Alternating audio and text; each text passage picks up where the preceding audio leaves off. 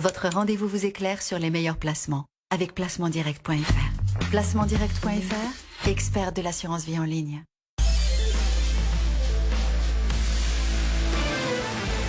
BFM Business. L'émission 100% placement. BFM Patrimoine. Cédric Decoeur. Allez, c'est la deuxième heure de BFM Patrimoine. On vous accompagne jusqu'à midi et on file tout de suite sur le marché. Rejoindre Thibaut François qui nous attend chez Fastea Capital. Bonjour Thibaut. Bonjour Cédric. Bon, une baisse et les 7000 cassés. Ouais, c'est chaud ce matin, pratiquement un moins 40 sur le CAC 40. Ça baisse fort, alors qu'on a essayé de revenir à l'équilibre à un moment donné dans les premières minutes de cotation, mais ça n'a pas tenu. Moins 40 de baisse, toujours pareil, enfin depuis quelques jours. Les valeurs technologiques qui sont attaquées, le Nasdaq perd 12% year to date, donc depuis le 1er janvier. Il y a une pression quand même assez importante. On a vu que Netflix, à la moindre déception, ça a fait moins 22 en bourse rapidement. Ce matin, on a quand même des baisses assez importantes sur le CAC 40, notamment sur les valeurs technologiques, les Dassault Systèmes, les Worldline, les STM qui baissent entre 2 et 5%, donc ça entraîne le marché sur la baisse. Et à côté de ça, on a quand même de quelques bonnes surprises, notamment on a Renault et Orange qui sont en tête du palmarès. Alors c'est plutôt assez rare, en tout cas ces dernières années, pour les retrouver en tête du palmarès. Renault qui bénéficie d'une hausse des prévisions des analystes de la part d'Exane et d'HSBC, donc qui devient même premier contributeur du CAC 40 depuis le début de l'année en year to date. C'est plutôt assez rare. Et puis Orange aussi une bonne nouvelle, en tout cas deux bonnes nouvelles, avec un changement de management qui devrait intervenir d'ici la fin de la semaine. Donc Christelle Heidemann qui devrait arriver, qui est ex-Schneider, qui devrait arriver à la tête d'Orange d'ici vendredi. Et puis les analystes qui sont un petit peu plus positifs sur le dossier Orange, avec un retour de la croissance de l'EBITDA attendu sur 2022, ce qui est plutôt une bonne nouvelle. C'est pas arrivé depuis 2011, donc ça fait plus de 10 ans que l'EBITDA a plutôt tendance à baisser. Un free cash flow qui devrait être assez fort sur les prochaines années. Donc Orange en tête aujourd'hui qui gagne 2,5, donc qui est plutôt bien orienté depuis le début de l'année.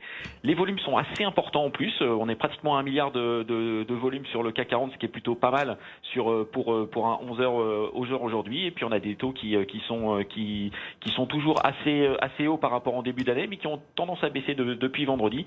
Et par contre, on va dire la tendance qui ne faiblit pas, c'est le Brent. Le Brent est toujours au-dessus de $88. C'est pour ça que Total aussi surperforme l'indice CAC 40 et se retrouve aussi pratiquement en haut du palmarès depuis le début de l'année. Donc marché quand même plutôt défensif et des prises de bénéfices assez importantes depuis le début de la matinée.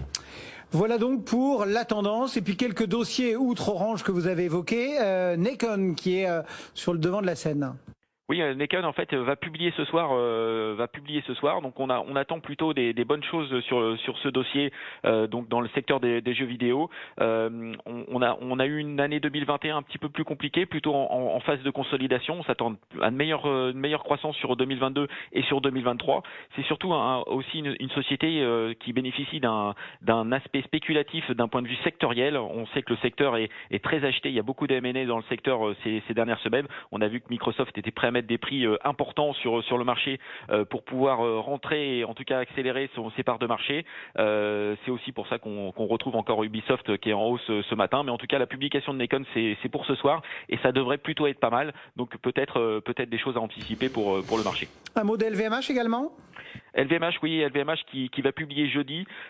Pareil, le momentum est plutôt bon sur les valeurs de luxe. Alors les taux remontent, donc forcément les valeurs de croissance sont un petit peu moins jouées par le marché, mais on a vu que la publication, enfin en tout cas les différentes publications de la semaine dernière, notamment sur Burberry ou sur Richemont, étaient plutôt bonnes et les analystes ont apprécié. Et donc le momentum est toujours favorable en termes de publication pour LVMH. Donc publication d'LVMH jeudi et on attend aussi plutôt un retour positif sur le marché.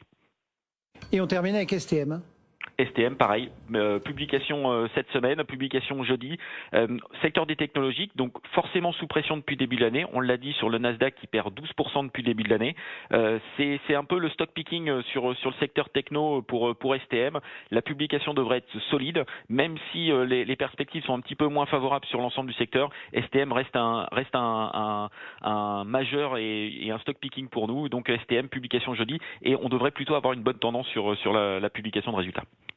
Merci beaucoup Thibaut. Thibaut François, cofondateur et associé de Fastea Capital qui nous accompagne tous les lundis matins à 11h pour lire la tendance du jour. Dans le reste de l'actualité, le pass vaccinal remplace à partir